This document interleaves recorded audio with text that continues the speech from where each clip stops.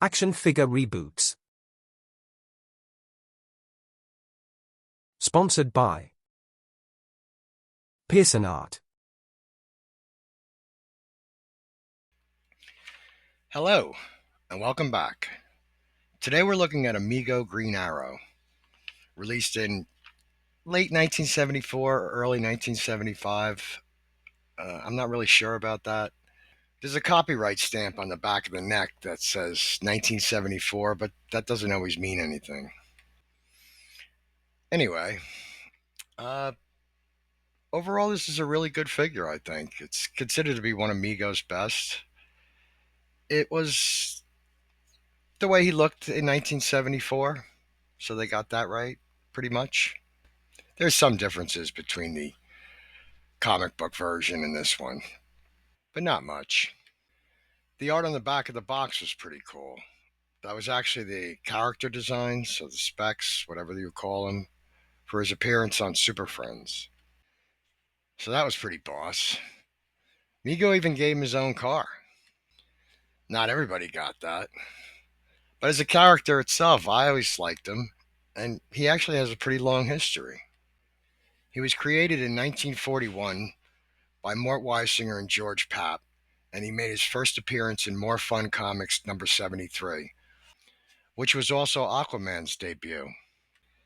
Supposedly, he was based off of the character Robin Hood and the Green Archer, but at least back then he was kind of a Batman ripoff.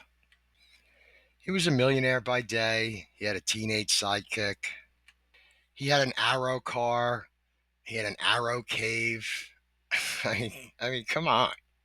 I could see Batman having a cave because he's a bat, but not him. But he made it through the 40s and 50s and into the 60s relatively unchanged. Most likely because he was a backup feature in more popular comics. But he was good enough to be an original member of the Justice League. So there is that. But in 1969, when the late great Neil Adams took over the character, he updated his backstory and he gave him a new design, which lasted through the 70s and up till 1987. That's when Green Arrow the Longbow Hunters was released. It was a darker, grittier take on the character, and with a new design yet again. A design I happen to really like. And that's how he's looked pretty much ever since, with exceptions, of course. It depends on the artist and the medium. Batman the Brave and the Bold actually took him way back to his roots, which was pretty awesome. But in live action, at least, not that there's been a lot, he's had the hood. Most notably, CW's Smallville and CW's Arrow. So for today's reboot, I want to mix it up a little bit. I'm going to go with this design, the Arrow, and this design. So let's begin.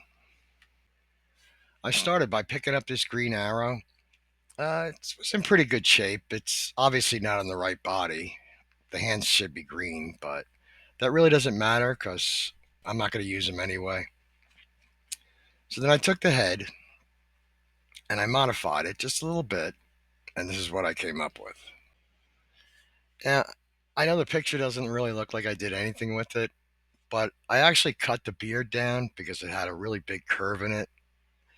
It's a great sculpt, but that version would actually be really good if you were doing a Neil Adams version.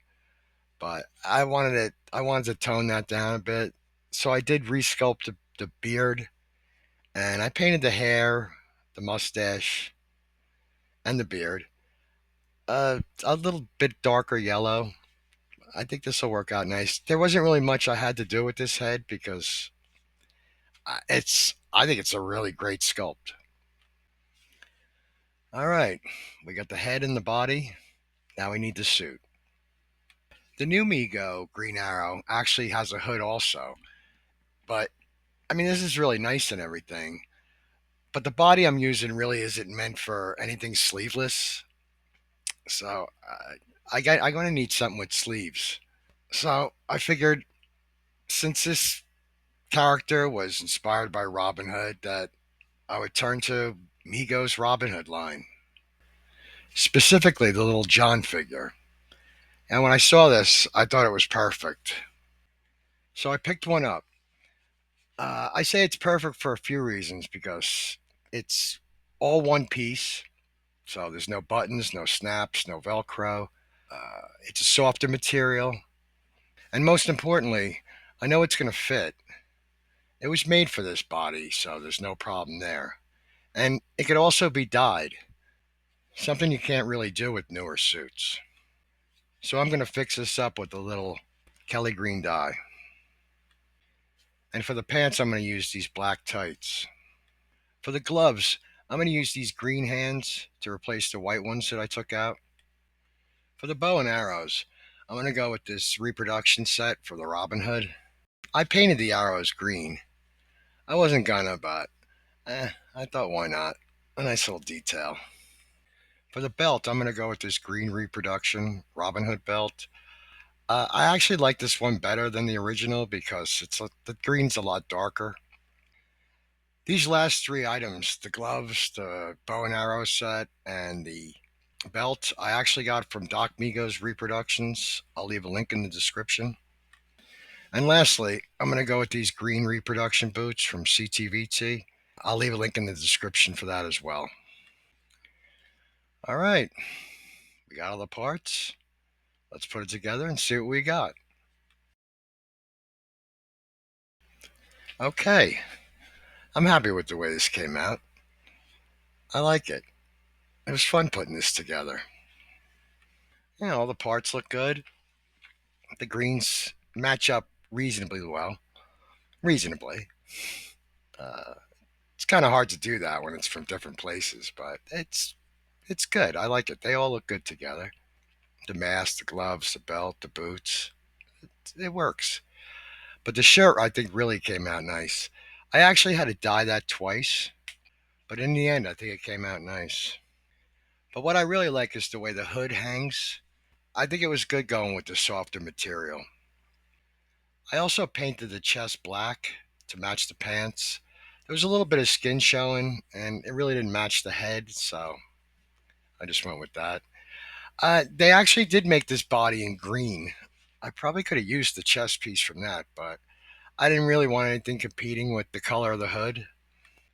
So black, I think, was the better way to go. So I guess overall, I'm happy with this.